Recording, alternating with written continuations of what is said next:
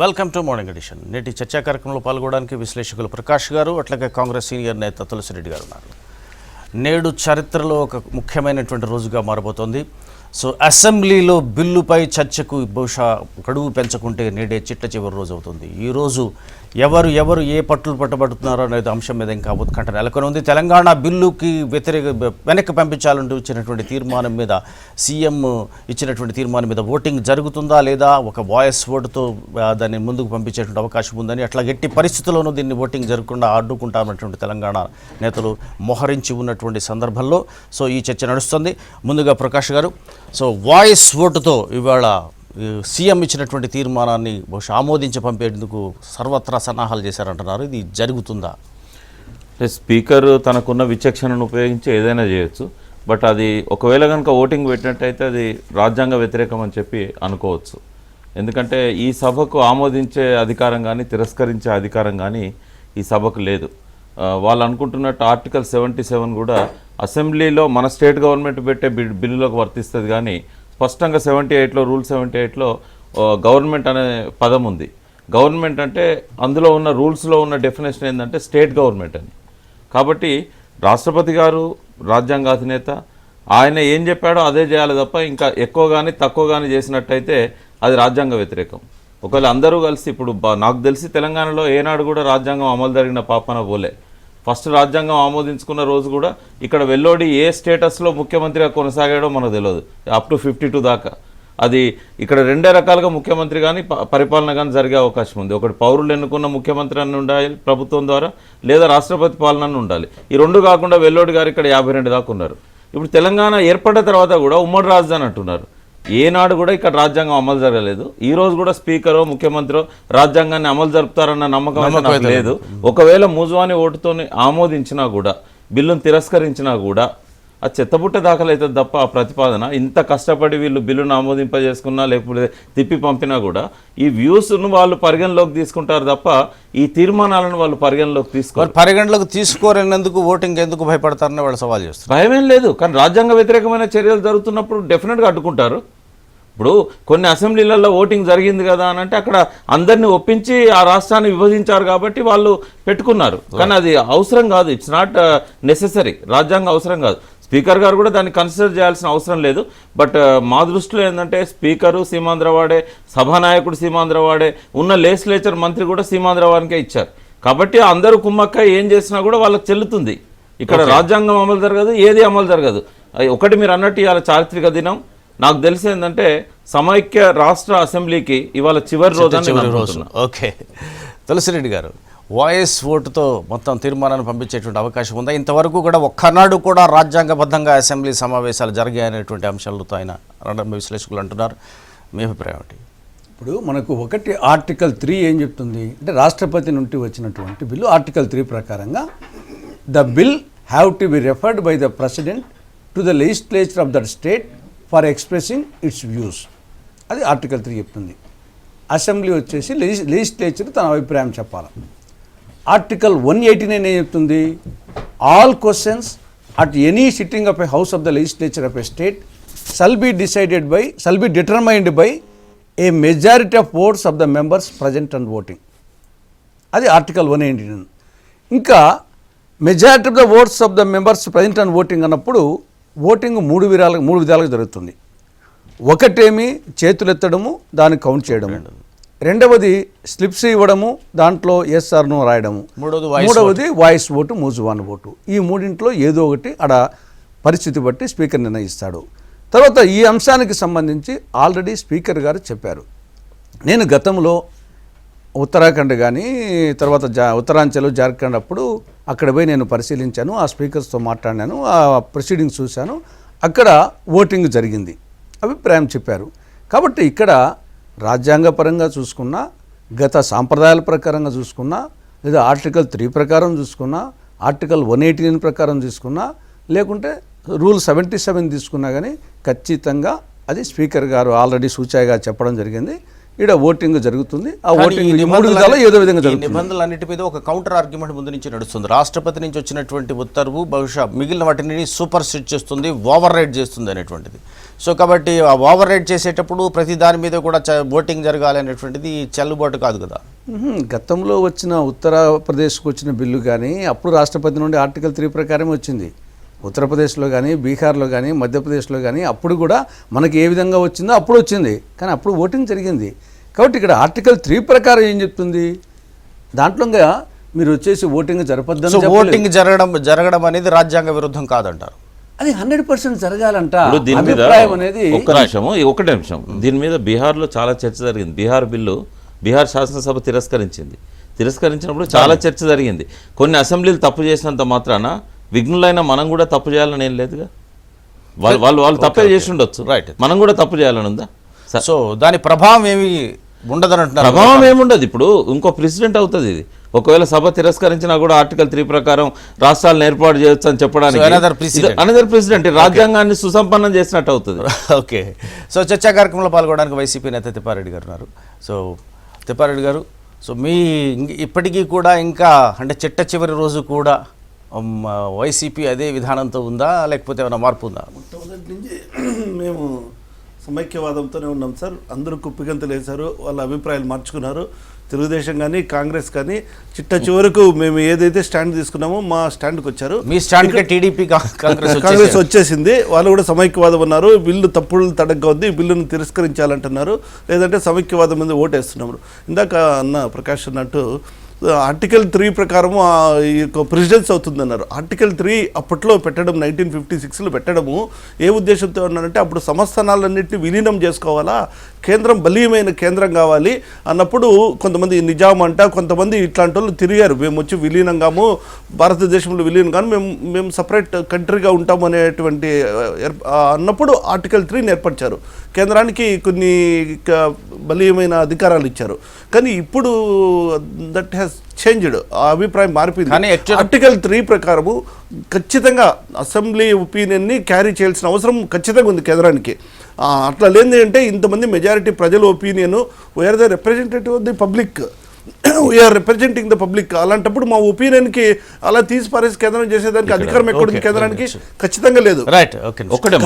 Assembly opinion కు valid opinion. అంటే article 3 గురించి మాట్లాడేటప్పుడు బహుశా 2 రకాలైనటువంటి రాష్ట్రాలని ఒకే ఘాటను కట్టినట్టుగా అనిపించింది. ఒక ప్రిన్స్లీ స్టేట్స్కి ఒక పద్ధతి, మిగిలిన రాష్ట్రాలకు ఒక పద్ధతి ఉన్నట్టుంది. సో ప్రిన్స్లీ స్టేట్కి సంబంధించినంత వరకు ఓటింగ్ అభిప్రాయానికి సంబంధించి ఎలవ్ చేసినట్టున్నారు. కానీ మిగిలిన రాష్ట్రాలకు సంబంధించి మాత్రం ఒక విడిపోవాలనుకున్నప్పుడు, చిన్న ప్రాంతాలు విడిపోవాలనుకున్నప్పుడు అది కేంద్రం మాత్రమే నిర్ణయించి దానికి అభిప్రాయంతో సంబంధం, కేవలం అభిప్రాయం మాత్రమే పంపించాలి కానీ అసెంబ్లీకి సంబంధించినటువంటి different condition here in Telangana. మీరు చెప్పండి. నేను చెప్తాను. ఫస్ట్ మనము బేసిక్గా ఇండియన్ స్టేట్స్ యొక్క స్ట్రక్చర్ని అర్థం చేసుకోవడంలో విఫలమవుతున్నాం. ఇప్పుడు భారతదేశం మొత్తము కేంద్ర ప్రభుత్వం జాగీర్ అవుతుంది. మనకు ఏ రాష్ట్రమైనా సైజ్ ఎంత ఉండాలి, ఏ రాష్ట్రంలో ఏ కాన్స్టిట్యుయెన్సీస్ ఉండాలి డిసైడ్ చేసేది కేంద్రం. కేంద్రం అనుకుంటే దీన్ని 50 రాష్ట్రాలు చేయొచ్చు. స్టేట్గా సార్వభౌమత్వం లేదు. ఇప్పుడు అమెరికా ఉన్నట్టు ఫెడరల్ సిస్టమ్ కాదు మనది. ఫెడరల్ స్ఫూర్తి అంటాను తప్ప ఫెడరల్ సిస్టమ్ కాదు.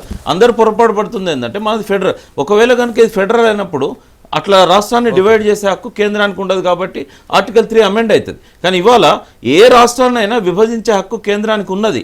అది 1956లో కాదు, 50లో రాజ్యాంగం రాసుకున్న నాడే ఉన్నది.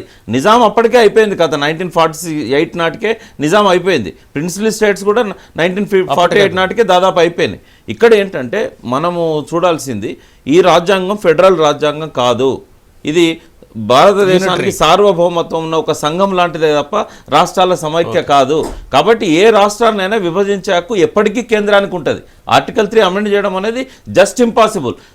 ఫ్రీడమ్ ఆఫ్ ఎక్స్ప్రెషన్ కానీ వాళ్ళ హక్కులు కానీ విత్ ఇన్ ది ఈ పరిధి లోపలనే ఉండాలి తప్ప ఈ విషయంలో మాత్రం రాజ్యాంగాన్ని అతిక్రమించే హక్కు ఏ రాష్ట్ర ప్రజలకు కూడా లేదు. ఓకే, అభిప్రాయం అనేది చెప్పాల్సినటువంటి బాధ్యత మాత్రం అయినప్పటికీ కూడా వాళ్ళు ఓటింగ్ పట్టుబెట్టే అవకాశం ఉంది. అట్లాగే మనోహర్ గారు ఇంతకుముందు మాట్లాడుతూ సో సీఎం ఇచ్చినటువంటి తీర్మానాన్ని మిగిలిన వాళ్ళు ఇచ్చిన తీర్మానాన్ని ఒకలా చూడటం లేదు, ఇది అధికారికమైనటువంటి తీర్మానం, దీని మీద అభిప్రాయం తప్పనిసరిగా చెప్పాల్సిందే అనేటువంటి పరిస్థితుల్లో ఇవాళ వాయిస్ ఓటు మీద జరిగి తీర్మానాన్ని ముందుకు పెట్టే పరిస్థితి ఉన్నట్టయితే తెలంగాణ నేతలు ఏ వ్యూహం చేయబోతున్నారు? ఫస్ట్ ఇది ఎట్లా రాజ్యాంగ విరుద్ధం అబద్ధం చెప్తాను. ఆయన సభానాయకుని హోదాలో ఇచ్చాడా, కిరణ్ కుమార్ రెడ్డిగా వ్యక్తిగా ఇచ్చాడా?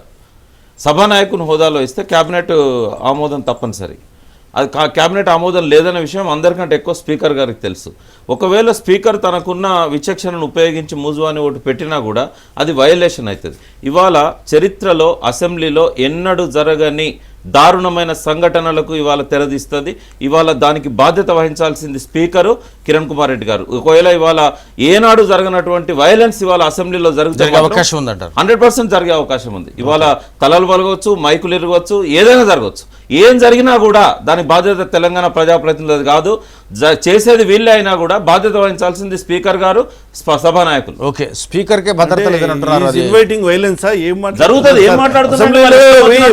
జరగచ్చు, ఏమైనా చేస్తాం, ఏదైనా జరగవచ్చు, ఏంటి మాట్లాడడం? అది నేను మళ్ళీ చెప్తున్నాను, ఇవాళ ఏదైనా జరగవచ్చు. ఎందుకంటే అంత దారుణమైన సంఘటనలకు ఇవాళ రూపకల్పన చేస్తున్నారు. మీరే ఒక పక్క అంటున్నారు, ఇక్కడ ఉన్నటువంటి ఒపీనియన్ కి వ్యాలిడిటీ లేదంటున్నారు. అలాంటప్పుడు మీరు ఏముంది, ఫర్ ఓటింగ్ ఏమైతుంది దాంట్లో? Right, okay. తులసిరెడ్డి గారు, వైలెన్స్ జరిగేటువంటి అవకాశం ఉంది. ఇవాళ స్పీకర్ కూడా మాట్లాడుతూ మా స్పీకర్కి ఏమన్నా అయితే మాత్రం చాలా ఆయన భద్రతకు సంబంధించినటువంటి పూర్తి రక్షణ ఇస్తాము అని చెప్పేసి వార్నింగ్ కూడా ఇచ్చినట్టుగా ఉంది, వార్తలు వచ్చాయి.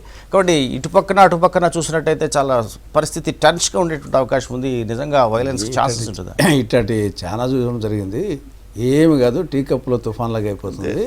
ఖచ్చితంగా వచ్చేసి ఒక వితిన్ మినిట్స్లోనే అయిపోతుంది, వాయిస్ ఓట్ అయిపోతుంది. సహకరిస్తే ఆడ క్లారిటీ వస్తుంది, లేకుంటే మూకుమ్మడిగా అయిపోతుంది. ఇక్కడ ఏమి కాదు, వచ్చేసి అది టీ కప్పులో తుఫాన్ అయిపోతుంది. కాకపోతే యాక్చువల్గా ప్రికాషన్స్ తీసుకోవాలి. హింసాపూరిత వాతావరణం ఏర్పడబోతుందని అన్యాపదేశంగా కిరణ్ కుమార్ రెడ్డి గారే చెప్పినట్టుంది. అంటే చేత స్పీకర్కి ఏమన్నా అయితే అంటే స్పీకర్కి ఎవరన్నా చేస్తాను ఆయనకి ఎందుకు అనుమానం వచ్చింది? ఏదో ఎవరైనా అనింటారు కాబట్టి ముందు జాగ్రత్త చర్యలుగా చెప్తారు. వచ్చేసి చట్టంగా ఇప్పుడు మామూలుగా ఏదైనా కానీ ఏదన్నా వచ్చేసి లా అండ్ ఆర్డర్కి వ్యతిరేకినప్పుడు చట్టపరంగా జాగ్రత్తలు తీసుకుంటాము, శిక్షలు ఉంటాయని చెప్తారు జనరల్గా పోలీసు వాళ్ళు, కానీ ప్రభుత్వంగా చెప్తుంటుంది. అదే చెప్పడం జరిగింది అంతే. ఓకే, అంటే ఏం కాదు, సాఫీగా జరుగుతుంది, వాయిస్ ఓటింగ్ జరుగుతుంది. చాలామంది కూడా సరే ఆడ జరిగేది ఈడ అభిప్రాయం చెప్పడం వేరు, దాన్ని పరిగణలోకి తీసుకోవాలా లేనిది వాళ్ళ ఇష్టం. కాబట్టి దాని గురించి అంత తీవ్రంగా పోవాల్సిన అవసరం ఏముంది? వ్యతిరేకించే వాళ్ళని ఫిజికల్గా లిఫ్ట్ చేయడం మినహా ఏం చేయరంటారు? అరే లిఫ్ట్ చేయాల్సిన అవసరం లేకుండా కూడా మూజువాన్ ఓటింగ్ పెట్టచ్చు. Okay, right. లిఫ్ట్ చేయాల్సిన అవసరం ఉండదు నాకు తెలిసి. వాయిస్ ఓట్లప్పుడు వాళ్ళు కూడా ఉండాలి కదా. తిప్పారెడ్డి గారు, ఏమన్నా అలాంటి అవకాశం ఉందంటారు? వైలెన్స్ జరిగే అవకాశం? వైలెన్స్ శాసన మండలిలో అయితే ఉండే అవకాశాలు అయితే చాలా తక్కువ సార్, అసలు ఉండదు అని కూడా మేము భావిస్తున్నాం. అంటే ప్రజాస్వామ్యం పెద్దల సభ కాబట్టి వైలెన్స్ గానో లేకపోతే ఇంకో విధంగా పెద్దల సభగానే ఉంటుందనే భావిస్తున్నాం. ఖచ్చితంగా ఓటింగ్ జరగడం శాసనసభ పక్క తెలంగాణ వాళ్ళు చెప్తున్నారు ఈ అసెంబ్లీ తీర్మానానికి ఏమాత్రం వ్యాలిడిటీ లేదంటున్నారు. అలాంటప్పుడు అలౌ చేస్తే ఏమవుతుంది? మేమేమంటున్నామంటే ప్రజాభిప్రాయము ఈ రెండు అసెంబ్లీ కానీ మండలి కానీ రెండు ప్రజల వాయిస్, ఈ వాయిస్ను వినిపించాల్సిన బాధ్యత మా మీద ఉంది. దాని మీద ఓటింగ్ పెట్టి ఇంతమంది మెజారిటీ ప్రజలు వ్యతిరేకంగా ఉన్నారు ఈ బిల్లుకు అనడం వల్ల ఏమవుతుంది? అప్పుడు కేంద్రము కానీ రాష్ట్రపతి కానీ నిర్ణయం తీసుకోవడానికి భావిస్తున్నాం మేము. ఎందుకంటే మెజారిటీ ప్రజల అభిప్రాయానికి వ్యతిరేకంగా ఇంతవరకు తీసుకున్న దాఖలాలు లేవు. అందులోని తెలంగాణది సపరేట్ పరిస్థితి. అక్కడున్న రాష్ట్రాలు కోరాయి. ఇక్కడున్న రాష్ట్రం ఏంటంటే తెలంగాణ రాష్ట్రం మమ్మల్ని కొత్త రాష్ట్రాన్ని వాళ్ళు ఏర్పడుతూ మమ్మల్ని బయటకు పంపిస్తున్నారు. ఇక్కడున్న పరిస్థితులు ఛత్తీస్గఢ్తో వాటితో కూడా పోల్చడానికి కూడా లేని పరిస్థితులు. మెజారిటీ ప్రజలు వ్యతిరేకించారు ఆంధ్ర రాష్ట్రం. రైట్. చర్చా కార్యక్రమంలో పాల్గొనడానికి తెలుగుదేశం పార్టీ నేత లింగారెడ్డి గారు లైన్ ఉన్నారు. సో లింగారెడ్డి గారు, ఈవేళ జరగబోయేటువంటి అసెంబ్లీకి ప్రత్యేకమైనటువంటి పరిస్థితి ఉన్నది, అంచేత బహుశా చిట్ట చివరి రోజుని అంటున్నారు. కాబట్టి వాయిస్ ఓటుతో తీర్మానాన్ని ఆమోదించుకునేటువంటి పరిస్థితి ఉందా? అట్లా ఈవేళ ఏదైనా వైలెన్స్కి జరిగేటువంటి అవకాశం ఉందా?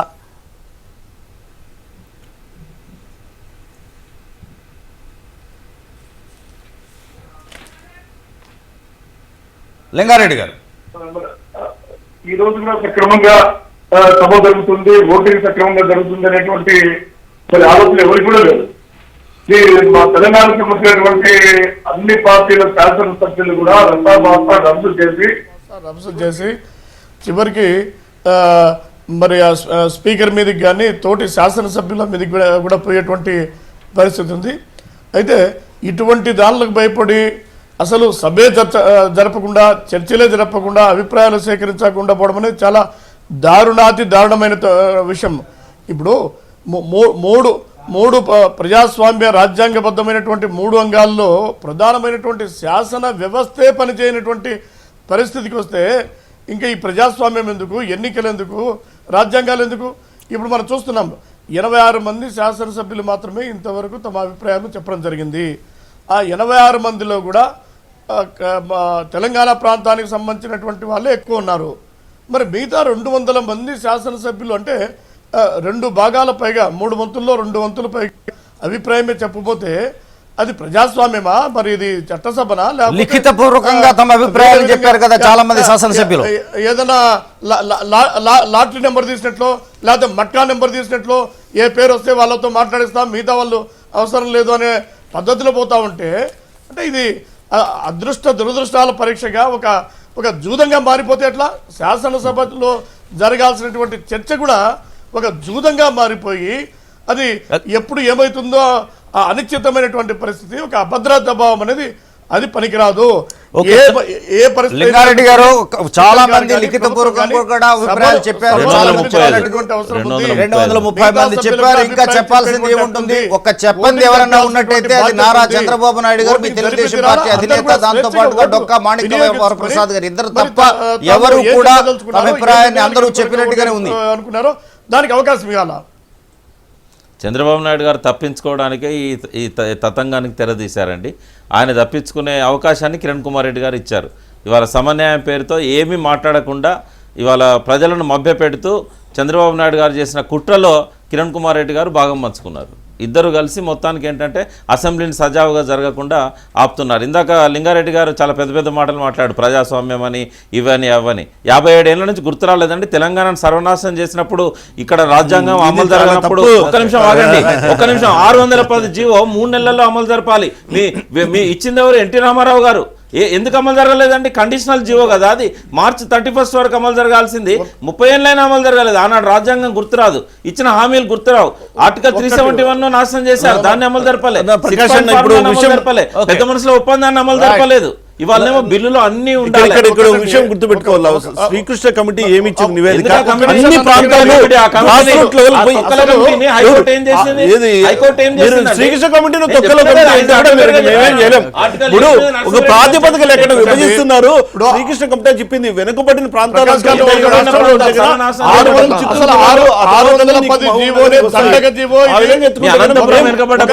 తెలంగాణ ఇండిపెండెన్స్ తర్వాత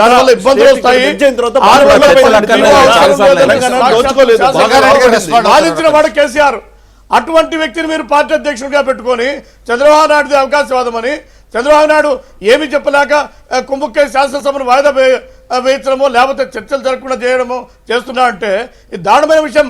తప్పించుకునే దానికైనా జగన్మోహన్ రెడ్డి లేకపోతే మాట్లాడుతున్నారు. అసలు రెండు కాల సిద్ధాంతం పెట్టింది మీరు. జగన్మోహన్ రెడ్డి మేము పట్టుబడుతున్నాము బిల్లు మీద, మీకు ఓటింగ్ పెట్టాలా, బిల్లు మీద ముందు సమైక్యాంధ్రం మీద ఓటింగ్ చేయాలి. మాది 2 కాల సిద్ధాంతమే, 2 కాల సిద్ధాంతమే, 2 చేతుల సిద్ధాంతమే, 2 కళ్ళు మరి సక్రమంగా ఏ పనైనా చేయగలుగుతాడా? మీరు చెప్పండి. చెప్పండి లింగారెడ్డి గారు. ఒక చివరిగా ఒక ప్రశ్న చెప్పండి. ఇది చంద్రబాబు నాయుడు గారు లిఖితపూర్వకంగా ఇంతవరకు కూడా లిఖితపూర్వకంగా గానీ మౌఖికంగా గానీ తన అభిప్రాయాన్ని అసెంబ్లీలో చెప్పలేదు. కేసీఆర్ కు ఒక కన్నే ఉంది, జగన్మోహన్ రెడ్డికి ఒక కన్నే ఉంది. అందుకు కాబట్టి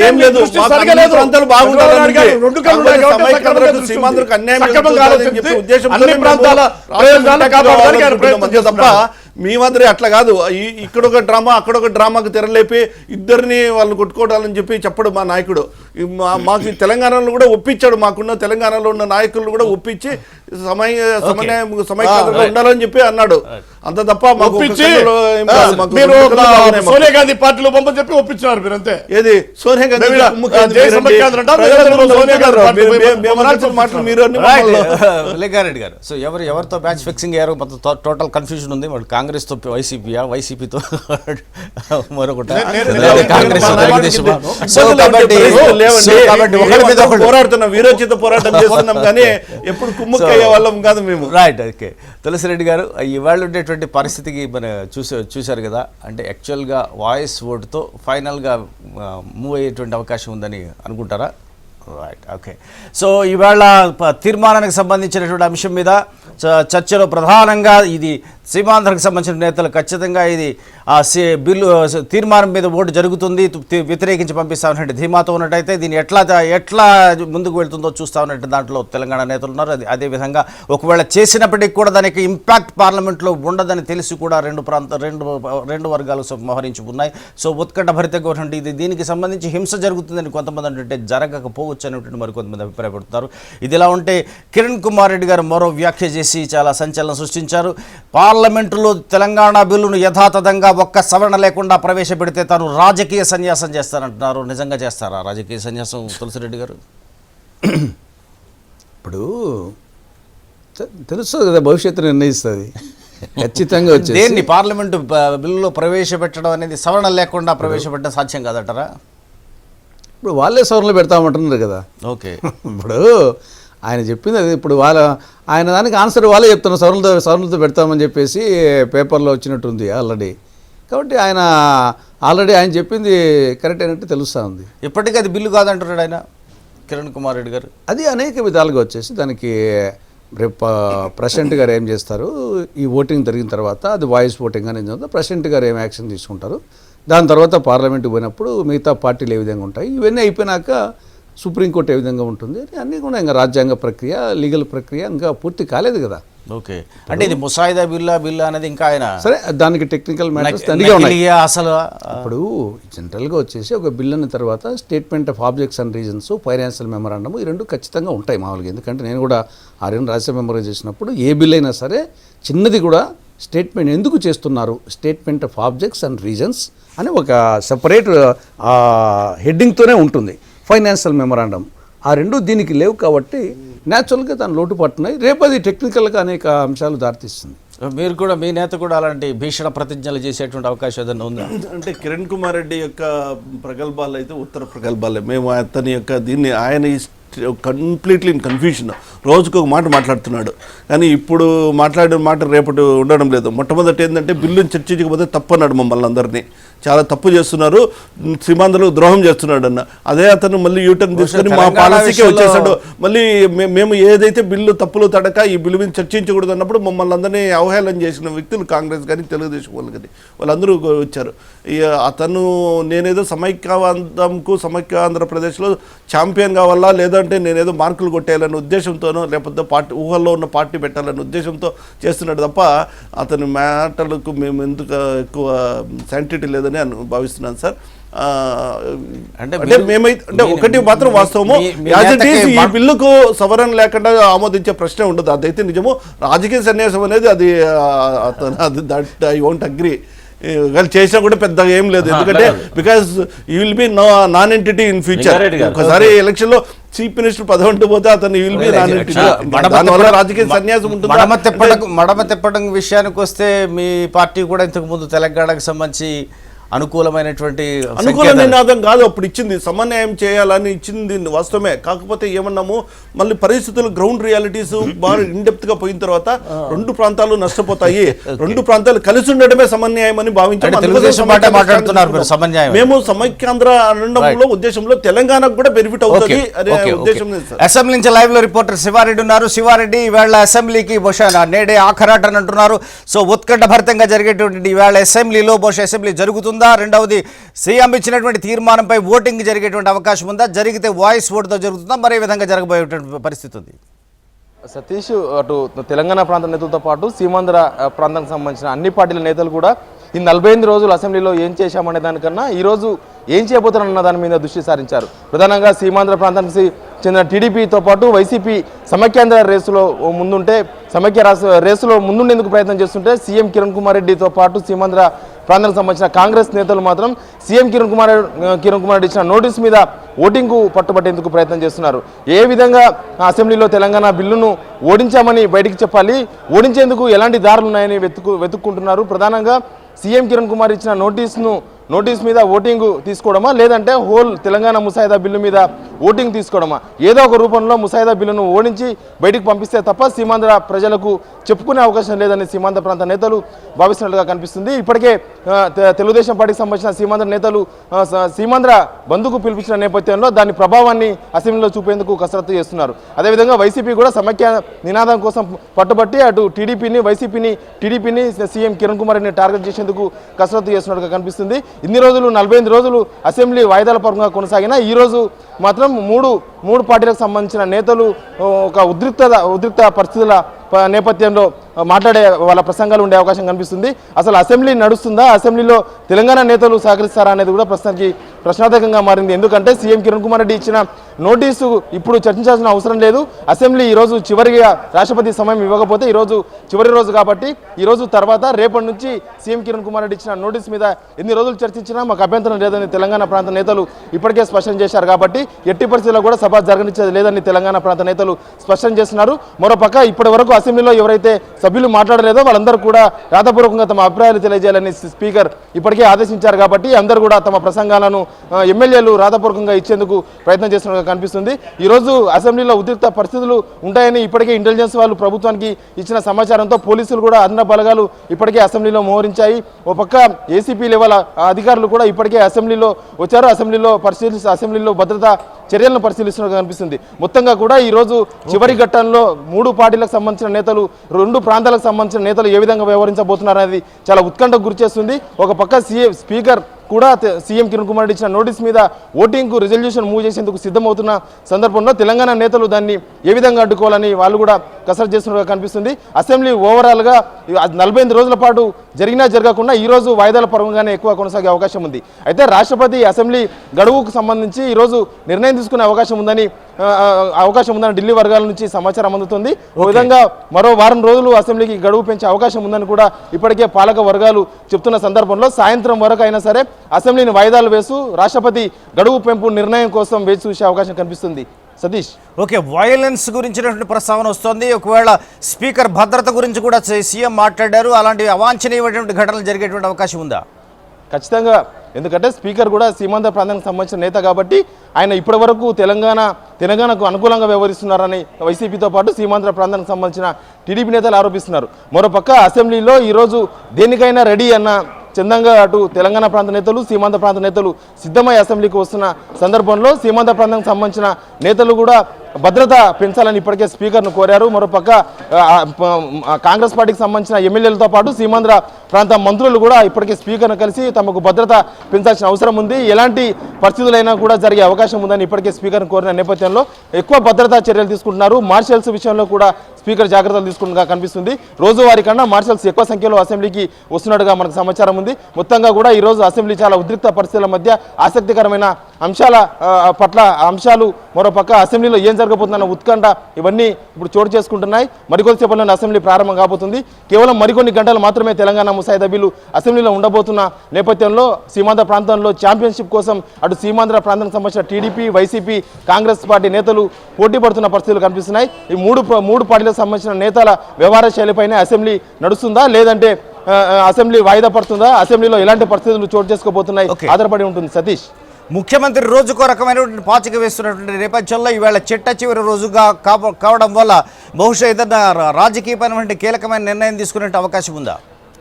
ఆయన ఇప్పటికీ దాదాపు ఆయన ప్రసంగంలో 4-5 గంటలు ఇంకా మిగిలి ఉంది. ఆయన ఇప్పటివరకు మాట్లాడింది ఆయన వ్యక్తిగత అభిప్రాయమే. కానీ రాష్ట్ర విభజన వల్ల అటు తెలంగాణ ప్రాంతాన్ని కానీ సీమాంధ్ర ప్రాంతానికి ఎలాంటి నష్టం జరగబోతున్న అన్న అంశాలపైన నేను ఇంకా స్పష్టంగా చెప్పలేదు. దాని గురించి మరో 3 వారాల సమయం కోరానని సీఎం కిరణ్ కుమార్ రెడ్డి చెప్పడం జరిగింది. దీంతోపాటు అసెంబ్లీ ముగిసిన తర్వాత సీఎం కిరణ్ కుమార్ రెడ్డి కొత్త పార్టీని ప్రకటించబోతున్నారని కొన్ని వార్తలు వస్తున్నాయి. మరోపక్క ఆయన పార్టీని వీడి మరో ఏదో దీక్ష చేయబోతున్నారన్న వార్తలు కూడా వస్తున్న సందర్భంలో సీఎం కిరణ్ కుమార్ రెడ్డి ఏం చేయబోతున్నారన్న ఆసక్తి కూడా ఉత్కంఠ కూడా నెలకొంది. సీమాంధ్ర ప్రాంతానికి సంబంధించిన ఎమ్మెల్యేలందరూ కూడా సీఎం కిరణ్ ఏం చేయబోతున్నారని ఎదురు చూస్తున్నారు. ఎందుకంటే ఇతర పార్టీల వైపు వెళ్లకుండా సీఎం కిరణ్ కుమార్ రెడ్డి కొత్త పార్టీ పెట్టబోతున్నాడు, ఆ పార్టీలోకి వెళ్లేందుకు మాకు అవకాశం ఉందని సీమాంధ్ర ప్రాంతానికి సంబంధించిన ఎమ్మెల్యేలందరూ ఎదురు చూస్తున్న నేపథ్యంలో ఈరోజు అసెంబ్లీ ముగిసిన తర్వాత సీఎం కిరణ్ కుమార్ రెడ్డి ఎలాంటి నిర్ణయం తీసుకోబోతున్నారు, అసెంబ్లీలో సీఎం కిరణ్ కుమార్ రెడ్డి ఏమైనా ప్రసంగం చేయబోతున్నారా, లాంటి అంశాల మీద దృష్టి సారిస్తున్నారు. కిరణ్ కుమార్ రెడ్డికి ఒకవేళ ప్రసంగించే అవకాశం వస్తే మాత్రం ఆయన రాజకీయ అంశాలపైన దృష్టి సారించే అవకాశం కనిపిస్తుంది. సీమాంధ్ర ప్రాంతానికి సంబంధించిన నేతలు కూడా సీఎం మాట్లాడే అంశాల మీద దృష్టి సారిస్తున్నారు. Satish, thank you Shiva. లింగారెడ్డి గారు, ఈ తెలుగుదేశం పార్టీకి సంబంధించి కానీ అట్లాగే మొన్న శాసనసభలో ఖచ్చితంగా విభజన బిల్లును తిరస్కరించాలనేటువంటి చంద్రబాబు సూచన చేశారు. అట్లాగే కిరణ్ కుమార్ రెడ్డి గారు దాన్ని అమలు చేశారు. కాబట్టి ఇద్దరూ ఒకే రకంగా ఆలోచిస్తున్నారనేటువంటి వాదన కూడా వినిపిస్తుంది. ఈవేళ ఏకంగా బిల్లును సవరణ లేకుండా గనక పార్లమెంట్లో ప్రవేశపెడితే నేను రాజకీయ సన్యాసం చేస్తానని కిరణ్ అంటున్నారు. చంద్రబాబు నాయుడు గారు కూడా అదే దారిలో వెళ్తారా? ఇప్పుడు ఇక్కడ చంద్రబాబు నాయుడు గారు చెప్పింది బిల్లును తిరస్కరించమని చెప్పి చంద్రబాబు నాయుడు గారు చెప్పలేదు. ఇది లోపభూయిష్టంగా ఉంది, చాలా లోపాలు ఉన్నాయి. మౌలికమైనటువంటి ఈ బిల్లుకు ఉండాల్సినటువంటి మౌలిక లక్షణాలు ఏవి కూడా లేవు. ప్రధాన సమస్యలు దేనికి కూడా వీటిలో పరిష్కారం లేదు. మరి వీటిని సరిదిద్దాల్సినటువంటి అవసరం ఉంది. కాబట్టి దీన్ని వాపసు పంపండి అని చెప్పి చంద్రబాబు నాయుడు గారు చెప్పినారు. కిరణ్ కుమార్ రెడ్డి గారు చెప్పింది ఈ బిల్లును తిరస్కరించమని చెప్పి. మేము అసలు ఈ సమావేశాలు మొదలు అయినటువంటి మొదటి రోజే నేను కూడా నా పేరుతో ప్రైవేట్ మెంబర్స్ రిజల్యూషన్ కింద రూల్ నెంబర్ 77లో సమైక్యాంధ్ర తీర్మానాన్ని ప్రవేశపెట్టమని ఇచ్చినాం. మేము కూడా బిల్లును తిరస్కరించమని చెప్పి సీమాంధ్ర తెలుగుదేశం శాసనసభ్యులు కూడా ఇవ్వడం జరిగింది. ఇక్కడ మీరు గుర్తుపెట్టుకోండి, ఇప్పుడు మనిషి అందాక రెండు కళ్ళు కానీ ముక్కు కానీ నోరు కానీ కాళ్ళు చేతులు ఉండాలి. బిల్లు అనే ఒక నిమిషం, బిల్లు అనే తర్వాత దానికి ఇప్పుడు చూడండి, కేంద్ర క్యాబినెట్ సెక్రటరీ రూల్స్లో 64 కానీ, లేకపోతే రాష్ట్ర శాసనసభ రూల్స్ 90లో కానీ దానికి స్టేట్మెంట్ ఆఫ్ ఆబ్జెక్ట్స్ ఉండాలా, రీజన్స్ ఉండాలా, తర్వాత ఫైనాన్షియల్ స్టేట్మెంట్ ఉండాలా, డెలిగేటెడ్ పవర్స్ అవన్నీ ఉండాలా. ఇప్పుడు చూడండి, కన్ను లేకపోతే గుడ్డోడు అంటాడు, కాళ్ళు లేకపోతే కుంటోడు అంటాడు, తలకాయ ఉండి ఒకవేళ మెదడు లేకపోతే ఏదో మనిషి మాదిరి ఉండే అంటాడు. అసలు తలకాయ లేకపోతే ఏమనాలి చెప్పండి? ఒక అస్థిపంజరాన్ని తీసుకొని వచ్చి, ఎముకల గూడును తీసుకొని వచ్చి, సచ్చిని శవాన్ని తీసుకొని వచ్చి ముందర పెట్టి మనిషి అంటే ఎట్లది ఆ విధంగా భ్రమింప చేస్తే, మోసం చేస్తే దాని మనిషి నమ్మేది ఎట్లా? కాబట్టి ఇంత మోసం చేయాల్సిన అవసరం లేదు. రాజ్యాంగ ఉల్లంఘనకు, సాంప్రదాయాలకు, చట్టాల ఉల్లంఘనకు పాల్పడాల్సినటువంటి అవసరం లేదు. ఇంకోటి కూడా, ఇప్పుడు ఇప్పుడు సెక్రటరీ రూల్స్ లో రూల్ నెంబర్ 12 అని, దాంతో ఏముంది, టేబుల్ ఐటమ్ గా ఏదైనా పెట్టాలంటే అది ఎమర్జెన్సీ ఉండేటప్పుడు అంటే ఎదురు చూడనటువంటి పరిస్థితి, చిన్న చిన్న విషయాలు మాత్రమే టేబుల్ ఐటమ్ గా పెట్టాలా? ఇంత పెద్ద రాష్ట్ర విభజన 60 సంవత్సరాల చరిత్ర ఉంది అని చెప్పేదాన్ని కూడా టేబుల్ ఐటమ్ గా పెడతారా? దాన్ని కూడా వాళ్ళు రూపొందించినటువంటి రూల్స్ వాళ్ళు వ్యతిరేకిస్తారు, దాన్ని ఉల్లంఘిస్తారు. 4 సీట్ల కోసము ఇంత కక్కుర్తికి, ఇంత నాశనానికి, ఇంత విధ్వంసానికి పాల్పడాల్సినటువంటి అవసరం ఉందని చెప్పండి. సో ఇది బిల్లు అనేది ఎముకల గూడు, రక్త మాంసాలు లేనిది అంటూనే, అట్లాగే మేము చంద్రబాబు నాయుడు గారు వాపస్ పంపించమన్నారు, తిరస్కరించమనలేదు. అంటే తిరస్కారానికి వాపస్కి ఉండేటువంటి సో సాంకేతికమైనటువంటి తేడా అర్థం కావడం అర్థం తెలియని వాళ్ళకు ఏం చెప్తామండి? పెద్ద పెద్ద లా డిగ్రీలు ఉంటాయి, ఎమ్మెల్యేలమని పక్కకు పెట్టుకుంటారు, ప్రజలు ఎన్నుకోగానే అసెంబ్లీకి వస్తారు. ఎవరో లేమ్యాన్ మాట్లాడితే అర్థం చేసుకోవచ్చు. ఒక మామూలు వ్యక్తి అసెంబ్లీకి వచ్చాడు, ఏం చదువుకోలేదు అని అంటే ఆయన గౌరవిస్తాం, ఆయనకు తెలియకపోతే అర్థం చేసుకుంటాం. కానీ లా డిగ్రీలు పెట్టుకొని, పెద్ద పెద్ద డిగ్రీలు పెట్టుకొని, ఎంతో పరిపాలన అనుభవం ఉండి, 9 ఏళ్ళు ప్రతిపక్ష నాయకుడు ఉండి 9 ఏళ్ళు ముఖ్యమంత్రి ఉన్న వ్యక్తికి కూడా ముసాయిదా అంటే ఏందో, బిల్ అంటే ఏందో తెలియకపోతే జనం నవ్వుకుంటున్నారు. సతీష్ గారు బయట టీ హోటల్ దగ్గర కంప్లీట్ చేయండి. మధ్యలో రాలే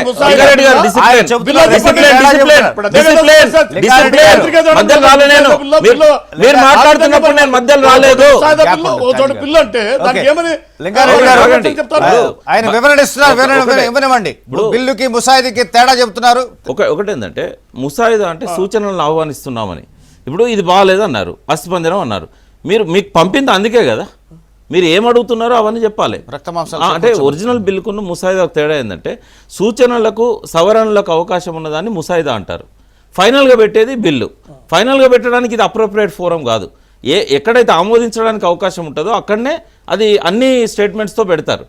బిల్లు పార్లమెంట్లో పెడతారు. ఇక్కడ ఎందుకు పంపారు అని అంటే, మీరేమని ఉంటే సూచించండి బాబు అని చెప్పి. మీరు సూచించండి, సమైక్య రాష్ట్రం ఉండాలని సూచించండి, పోలవరం ప్రాజెక్టు ఉండాలని సూచించండి. ఈ సూచించడానికి పెట్టిన దాన్ని తిరస్కరిస్తామంటారు, దాన్ని ఓటుతోని ఎగరగొడతామంటారు. అంటే నేను అనేది ఏంటంటే చర్చ బిల్లు మీద కదా జరగాల్సింది, ఇక్కడ ముసాయిదా మీద జరుగుతున్నది. ముసాయిదా మీద జరిగేటప్పుడు మీకు ఏ పవర్స్ లేవు, ఆమోదించే పవర్ లేనప్పుడు తిరస్కరించేది ఎక్కడిది? నేను ఒకటే స్ట్రైట్ గా అడుగుతున్నా, ఆమోదించేదే లేనప్పుడు తిరస్కరించేది ఎక్కడిది? ఒక్క నిమిషం ఆగండి లింగారెడ్డి గారు, ఒక్క నిమిషం నన్ను కంప్లీట్ చేయనియండి, నన్ను కంప్లీట్ చేయనియండి, లెట్ మీ కంప్లీట్. మీరు ఒక్క నిమిషం, ఇది ముసాయిదా అండి.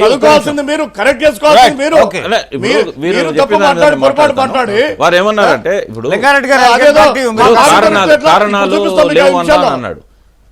సంతోషపడాలండి. ఒకవేళ కారణాలు కనుక రాస్తే ఇంకో 100 తరాలు తెలంగాణ ప్రజలు ఎవరు ఆంధ్ర నాయకులను కానీ ఆంధ్ర పాలక వర్గాలను కానీ క్షమించరు. ఎందుకంటే ఇవన్నీ రాయాల్సి వస్తుంది. ఇక్కడ జరిగిన విధ్వంసము, దోపిడీ, జల దోపిడీ, నిధుల దోపిడీ, ఉద్యోగాల దోపిడీ, అన్ని రీజన్స్ రాయాల్సి వస్తుంది. పాయింట్ ఏంటంటే రాజకీయ సన్యాసం అనేటువంటి ప్రస్తావన ఎక్కడొచ్చిందంటే మనకు పంపించింది ముసాయిదా కాదు, బిల్లు కాదు, మనకు కేవలం ముసాయిదా మాత్రమే. బిల్లు అయితే యథాతథంగా దాని మీద అభిప్రాయం చెప్పడం ఉంటుంది. దాన్ని రాష్ట్రపతిని కూడా మోసగించారు. కాబట్టి ఇలాంటి బిల్లును ఒకవేళ ఇదే కనుక మీరు బిల్లు అనుకుంటే యథాతథంగా పార్లమెంట్లో ప్రవేశపెట్టి చూడండి, రాజకీయ సన్యాసం చేస్తారు. రాష్ట్రపతిని కూడా అవమానిస్తున్నారు, రాజ్యాంగాన్ని అవమానిస్తున్నారు, కేంద్ర ప్రభుత్వాన్ని అవమానిస్తున్నారు, తనకు భవిష్యత్తునిచ్చిన పార్టీ అధిష్టానాన్ని అవమానిస్తున్నారు. సరే, అన్ని కిరణ్ కుమార్ రెడ్డి గారికే చెల్లినాయి. రాజకీయ సన్యాసం గురించి ఆయన కూడా రాష్ట్రపతిని అవమానిస్తుంది ఇవాళ ప్రభుత్వం అంటున్నారు. ఒకటే ఇవాళ అన్నా అనకపోయినా చంద్రబాబు నాయుడు ఏమో అనలేదు, కిరణ్ కుమార్ రెడ్డి గారు అన్నారు. ఇద్దరికి మిగిలేదు రాజకీయ సన్యాసమే. బిల్లును యథాతథంగా పార్లమెంట్లో పెట్టినా, సవరణలతో పెట్టినా కిరణ్ కుమార్ రెడ్డికి సన్యాసమే, చంద్రబాబు నాయుడు గారికి సన్యాసమే. ఇద్దరు ఎందుకు ఇంత కష్టపడుతున్నారు? ఇప్పుడు 2 కళ్ళు ఉండొచ్చు, 2 చేతులు ఉండొచ్చు, కానీ 2 నాలుకలు ఉండొద్దు, 2 మెదళ్ళు ఉండొద్దు. కానీ 2 సన్యాసాలు ఉన్నాయంటున్నారు. ఇద్దరికి సన్యాసాలు, అది మాత్రం వాస్తవం. రైట్. ఓకే, తులసిరెడ్డి గారు, సో ఇది ఇప్పుడు ఆయన పదే చెప్పడం జరిగింది, నా రాజకీయ భవిష్యత్తు ముఖ్యం కాదు, ఈ ముఖ్యమంత్రి పదవి ఏమి శాశ్వతం కాదు, తెలుగు జాతి శాశ్వతము, తెలుగు జాతికి ఆ పక్క ఈ పక్క అంతలకి నష్టం జరుగుతుంది కాబట్టి ఆ డెసిషన్ తీసుకుని చెప్పడం జరిగింది. కాబట్టి ఆయన రాజకీయ భవిష్యత్తు గురించి ఆలోచించింటే సింపుల్గా వచ్చేసి అధిష్టానకంతో అడ్జస్ట్ చేయకపోతే ఇంత దూరం వచ్చిండేది కాదు కదా. కాబట్టి ఆయన దాని గురించి ఆలోచించడం లేదు. ఇంకా రెండవది, ఆయన అమెండ్మెంట్స్ లేకుండా పార్లమెంట్లో పెడుతున్నాడు. ఆల్రెడీ వచ్చేసి అమెండ్మెంట్స్ పెడతామని చెప్పింది. కాబట్టి ఇంకా ఆయన చెప్పింది కరెక్ట్ అనేది ఆల్రెడీ తెలిసిపోయింది. అంటే ఇది ఒక సవాలుగా అంటున్నాడు ఆయన. అదే మరి ఆయన ఆల్రెడీ ఆ సవాలుకి వచ్చేసి స్వీకరించినట్టుగా తెలిసిపోయింది కదా. Okay, right.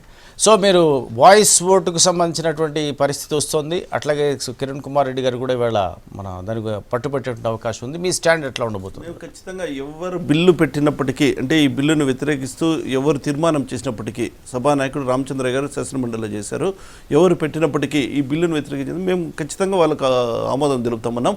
మేము మొట్టమొదట మేము సమైక్యవాద తీర్మానం చేస్తామంటే మాకు మద్దతు ఇవ్వమని సీమాంధ్ర ఎమ్మెల్సీలను, అక్కడ అసెంబ్లీలో ఎమ్మెల్యేలను, మిగతా వాళ్ళని కూడా అడిగాం. అప్పుడు వాళ్ళు డ్యూయల్ స్టాండ్ తీసుకున్నారు, తెలుగుదేశం వాళ్ళు కానీ కాంగ్రెస్ వాళ్ళు కానీ. ముఖ్యంగా తెలుగుదేశం వాళ్ళది 2 కళ్ళ సిద్ధాంతమో గుడ్డి సిద్ధాంతమో అర్థం కావడం లేదు. ఈ కన్ఫ్యూషను, ఈ స్టేట్ ఇంత దారుణంగా పడిపోవడానికి, ఇంత అనిశ్చితి నెలకోవడం కారణం సోనియా గాంధీ అయితే ప్రధాన కారణం చంద్రబాబు నాయుడు గారే. ఈరోజు 9 ఏళ్ళు ముఖ్యమంత్రి చేసిన ఆయన అసలు ఇప్పటి వరకు దాని మీద ఒపీనియన్ చెప్పలేదు. అతను యూనిఫైడ్ స్టాండ్ ఏందో చెప్పలేదు. ఈ పక్క ప్రాంతం వాళ్ళు రెచ్చగొడతాడు, ఆ పక్క ప్రాంతం వాళ్ళు రెచ్చగొడతాడు, మళ్ళీ వచ్చి అన్యాయం జరిగిపోయింది అని గగ్గోలు పెడతాడు. అసలు అతను చేస్తున్న కన్ఫ్యూషను మీకు సోనియా గాంధీ కంటే మన రాష్ట్రం గురించి తెలియకపోవచ్చు, ఇతనికి ఏమైంది? అసలు అందరికంటే తప్పు చేస్తున్నాడు చంద్రబాబు నాయుడు. కిరణ్ కుమార్ రెడ్డి గురించి అంటే కన్నా ఏదో నేను ఇందాక చెప్పాను కదా, ఉత్తర ప్రగల్భాలు, అతని వల్ల జరిగేది ఏమి ఉండదు, ఏదో పైన మాటలు చెప్తున్నాడు, నేను ఛాంపియన్ నిలవాలనేటువంటి అభిప్రాయం తప్ప అట్లాంటి కానీ పరిస్థితి ఉంటే తీర్మానం చేసినప్పుడు రిజైన్ చేసింటే నిజంగా మేము మెచ్చుకుంటే. ఇప్పుడు చంద్రబాబు నాయుడు గారు ఒక ప్రతిపక్ష నేతగా ఉన్నారు, ముఖ్యమంత్రిగా ఉన్నారు, ఆయన అంటే గౌరవిస్తారు. అయితే ఇంత ఉన్నతమైన వ్యక్తి ఈ రోజు మాట్లాడాల్సింది ఏంటంటే విభజన సందర్భంగా జరుగుతున్న నష్టాలు ఏంది సీమాంధ్ర ప్రాంతానికి, అది ఇప్పుడైనా తేవాలి సభ దృష్టికి, పార్లమెంట్ లో కూడా తేవాల్సి ఉంటుంది. అయితే మద్రాసులో కూడా చరిత్రలోకి ఒకసారి వెళ్తే సేమ్ ఇదే తప్పు చేశారు. అక్కడ కూడా మద్రాసు కావాలని గొడవ చేశారు తప్ప, విడిపోతే మాకు రాజధాని ఎక్కడ, మాకు నిధులేవే అని అడిగి ఉంటే ఈ గొడవ వచ్చేదే కాదు. చంద్రబాబు నాయుడు రాజధానికి 4 లక్షల కోట్ల గురించి అడిగినట్టున్నారు. అడిగాడు, ఇప్పుడు మాట్లాడట్లేదు కదా.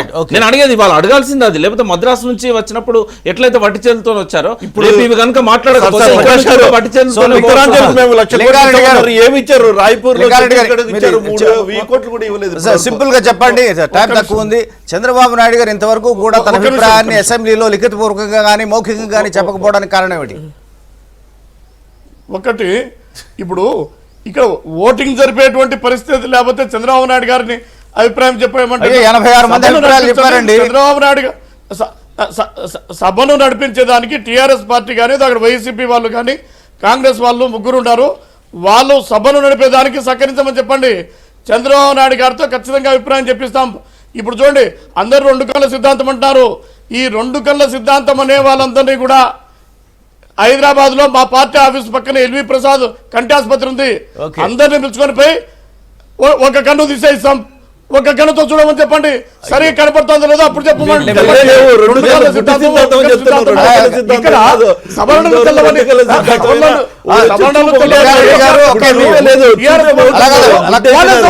లింగారెడ్డి గారు, మీకు ఉచిత నేత్ర చికిత్స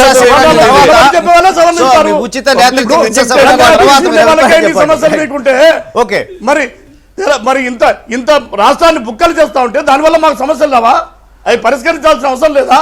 రైట్, ఇది టీ బిల్లు అంటే దాని అర్థం ఇది ఒక తిక్క బిల్లు అని చెప్పి అర్థం. అవును, చెప్తున్నాము. ఇప్పుడు టీడీపీ అంటే టోటల్ డెఫ్ పార్టీ అయిపోయింది. మీది మీ చెవులు మీరు వినపడడం లేదు మీకు మేము చెప్పే మాటల్లో. మేము అదే చెప్తున్నాము, 2 కళ్ళ సిద్ధాంతం మీ గుడ్డి సిద్ధాంతం అయిపోయింది.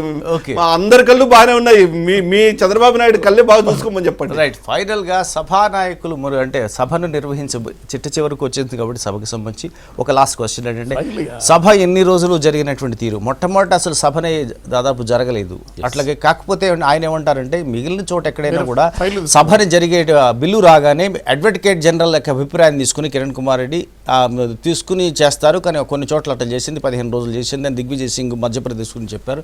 నేను అట్లా కాకుండా వెంటనే ప్రవేశపెట్టానన్నారు. కానీ దాదాపు జరిగినటువంటిది సమయం తక్కువ, రోజుకి యావరేజ్న 1.5 గంట కూడా రాలేదు మొత్తం క్యాల్కులేట్ చేస్తే. ఇది చిట్ట చివరి రోజు కాబట్టి వీళ్ళ పాత్రలు ప్రధానంగా రాజ్యాంగ పాత్రను పోషించేటువంటి స్పీకర్ కానీ, శాసనసభ నాయకుడు కానీ, విపక్ష నాయకుడు కానీ, శాసనసభ వ్యవహారాల మంత్రి, సగం కాలం పాటు తెలంగాణ మంత్రి కూడా ఉన్నారు. వీళ్ళు సజావుగా నిర్వర్తించారా లేదా? Just one second. అంటే ఇక్కడ సభానాయకుడు లేకపోయినా కూడా తన బాధ్యతను విస్మరించకుండా శ్రీధర్ బాబు గారు స్పీకరు ఆనాడు సభలో ప్రవేశపెట్టారు. అందరం అప్రిషియేట్ చేశాం. అడ్వకేట్ జనరల్ సలహా తీసుకోవడానికి 3 రోజులు టైం ఉండే ముఖ్యమంత్రి గారికి. ఎందుకంటే అది థర్స్డే ఈవినింగ్ వచ్చింది. థర్స్డే ఈవినింగ్ వస్తే మండే రోజు పెట్టారు. 3 రోజుల టైం సరిపోతుంది. కానీ ఆయన తీసుకోలేదు కావచ్చు, మనకు తెలియదు. రెండవది ఏంటంటే, ఇవాళ జరుగుతున్న పరిణామాలు చూస్తే అంటే స్పీకరు ఎంత చేయాలో అంత చేస్తాడు. కానీ సభానాయకుడు కదా సభను ఆర్డర్లో పెట్టాల్సింది. రెండవది, ప్రతి పార్టీకి సంబంధించిన నాయకులు ఎవరైతే ఉంటారో సభానాయకులు వాళ్ళు దాన్ని కంట్రోల్లో పెట్టాలి. వైసీపీ అయితే చాలా కాలం బైకాట్ చేసింది, లోపల కూడా సభ నడవనీయలేదు. అదేవిధంగా తెలుగుదేశం పార్టీ కూడా బిగినింగ్లో 5 రోజులు 6 రోజులు సభను స్టాల్ చేసింది. మైలేజ్ వాళ్ళు చూసుకున్నారు. ఇవాళ ఒకటే, సాంప్రదాయాలు ఏనాడు కూడా అసెంబ్లీలో పాటించబడట్లేదు. బాధాకరం ఏంటంటే, ఇక వాళ్ళు స్టార్ట్ చేశారు కాబట్టి మేము కూడా నడవనీయము, మాకు అగెనెస్ట్ ఉన్నప్పుడు అని టీఆర్ఎస్ కూడా అంటుంది. ఒకటే ఏంటంటే, అభిప్రాయాలు చెప్పడానికి అది వేదిక కానీ అల్లరి చేయడానికి వేదిక కాదు. కానీ దురదృష్టవశాత్తు అట్లా తయారైంది. అట్లీస్ట్ ఈ చివరి రోజైనా, సమైక్య రాష్ట్రంలో చివరి శాసనసభ చివరి రోజు కాబట్టి కనీసం ఈ రోజన్నా హుందాగా అందరూ వ్యవహరిస్తే అట్లాంటి వాతావరణం రావాలని కోరుకుంటున్నారు.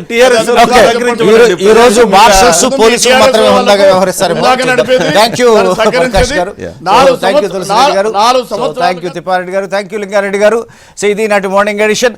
సో అసెంబ్లీకి సంబంధించినటువంటి తుది ఘట్టం వచ్చినటువంటి నేపథ్యంలో ఇన్ని రోజుల పాటు కూడా, వారం రోజులు గడిపించినా కూడా ఎవరి పొలిటికల్ మైలేజ్ వారు చూసుకోవడానికి అన్ని పార్టీలు, అన్ని ప్రాంతాలకు సంబంధించినటువంటి శిబిరాలు ప్రయత్నం చేశాయి. కానీ సో చర్చకు సజావుగా సహకరించడానికి చాలా తక్కువ మంది మాత్రమే ప్రయత్నం చేశారు. అయినప్పటికీ కూడా బిల్లు తన పని తాను చేసుకుపోతుంది, చట్టం తన పని చేసుకుపోయినట్టుగా పార్లమెంటులోనే నెక్స్ట్ సన్నివేశం పార్లమెంటులో ఉండబోతుంది అనేటువంటి విషయం అర్థమవుతుంది. మళ్ళీ 7 గంటలకు కలుద్దాం. Have a great day.